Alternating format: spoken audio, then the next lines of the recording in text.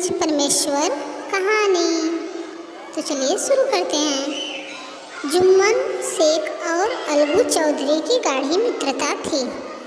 साझे में खेती होती थी, कुछ लेन देन में भी साझा था। एक को दूसरे पर अटल विश्वास था। जुम्मन जब हज करने गए थे तब अपना घर अलगू को सौंप गए थे और अलगू जब कभी बाहर जाते तो जुम्मन के भरोसे अपना घर छोड़ देते थे। इस मित्रता का जन्म उसी समय हुआ था जब दोनों बालक ही थे और जुम्मन के पिता जुमराती उन्हें शिक्षा प्रदान करते थे। जुम्मन शेख की एक बूढ़ी खाला थी। उनके पास थोड़ी सी जायदाद थी, परंतु उनके निकट संबंधियों में कोई न था। जुम्मन के लंबे चौड़े वायदे करके वह जायदाद अपने नाम लिखवा ली थी। जब तक दानपत्र की रजिस्ट्री नहीं हुई तब तक खाला की खूब खातिरदारी हुई। स्वादिष्ट पदार्थ खिलाए गए।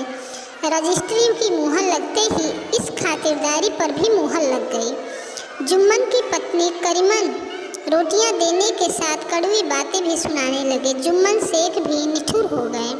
कुछ दिन खाला ने सब सुना और सहा, पर जब न सहा गया तब जुम्मन से शिकायत की।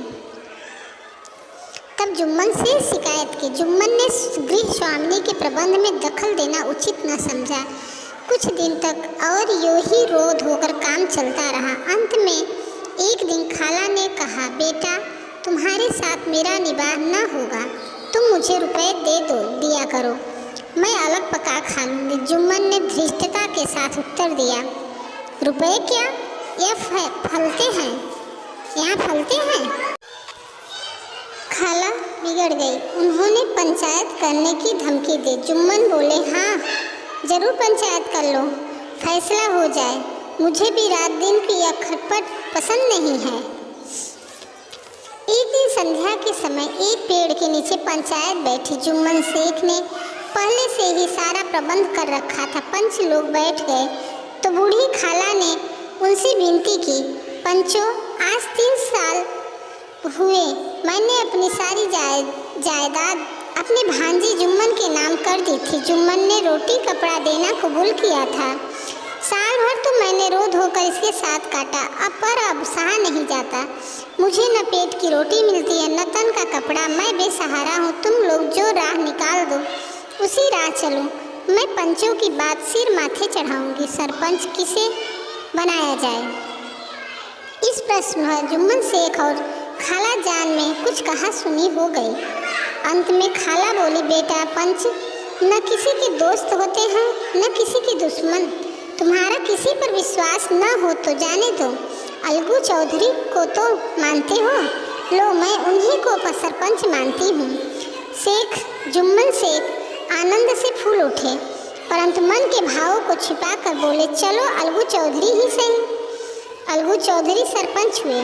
उन्होंने कहा, शेख जुम्मन हम तुम पुराने दोस्त हैं, मगर इस समय तुम और बूढ़ी खाला दोनों हमारी निगाह में बराबर हो। जुम्मन ने कहा, खुदा गवाह है आज तक मैंने खाला जान को कोई तकलीफ नहीं दी। अलगू चौधरी ने जुम्मन से तिरह शुरू की। जुम्मन चकित थे कि अलगू को हो क्या गया है, अभी तो यह मेरे साथ बैठे थे, अब इतने प्रश्न मुझसे क्यों पूछते हो।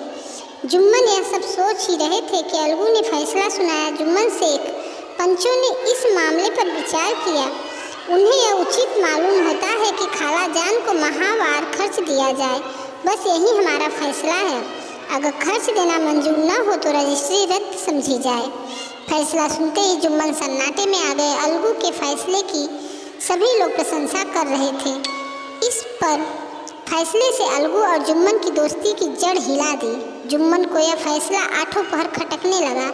वे इस ताक में थे कि किस तरह अलगू से बदला लेने का अवसर मिले। ऐसा अवसर जल्द ही जुम्मन के हाथ आया। अलगू चौधरी बटेसर से बैलों की एक बहुत अच्छी जोड़ी मोल लाए थे। दैव योग से जुम्मन की पंचायत के 1 महीने के बाद इस जोड़ी का एक बैल मर गया। अब अकेला बैल किस काम का। गांव में समझू साहू थे। उन्होंने 1 महीने में दाम चुकाने का वादा करके चौधरी से बैल खरीद लिया। समझू साहू ने नया बैल पाया तो लगे रगेदने। न चारे की फिक्र न पानी की। वह दिन में 3-3 4-4 खेपे करने लगे। एक दिन साहू जी ने दुगना बोझ लाद दिया। बैल ने जोर लगाया पर वह आधे रास्ते में ही धरती पर गिर पड़ा। ऐसा गिरा कि फिर न उठा। इस घटना को कई महीने बीत गए। अलगू जब बैल का दाम मांगते तब साहू साहूआइन दोनों ही झल्ला उठते, कहते मुर्दा बैल दिया था, उस पर दाम मांगने चले हैं। इसी तरह कई बार झगड़ते हुए साहू जी ने बैल का दाम न चुकाया। लोगों ने साहू जी को समझाया, भाई पंचायत कर लो, कुछ तो तय हो जाए, उसे स्वीकार कर लो। साहू जी राजी हो गए तथा अलगू ने भी हामी भर ली। उसी वृक्ष के नीचे पंचायत शुरू हुई। रामधन ने कहा, चौधरी बोलो, किसको पंच मानते हो? अलगू ने कहा, समझू साहू ही चुन ले।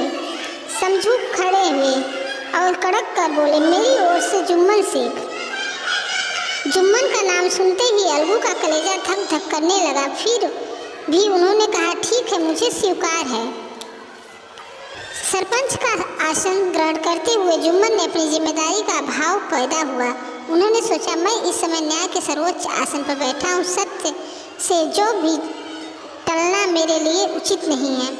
पंचों ने दोनों किससे सवाल जवाब शुरू किए। बहुत देर तक दोनों अपने अपने पक्ष का समर्थन करते रहे। अंत में जुम्मन ने फैसला सुनाया, अलगू चौधरी और साहू पंचों ने तुम्हारे मामले पर अच्छी विचार किया। समझू के लिए उचित है कि बैल का पूरा दाम दे। जिस समय उन्होंने बैल लिया था उस समय उसे कोई बीमारी न थी। बैल की मृत्यु केवल इस कारण हुई कि उससे कठिन परिश्रम लिया गया और उसके दाने चारे का प्रबंध नहीं किया गया।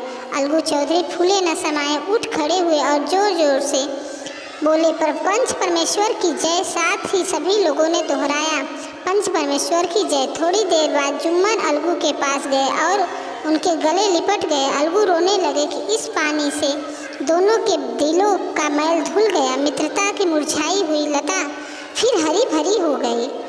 इस कहानी को प्रेमचंद ने लिखा है।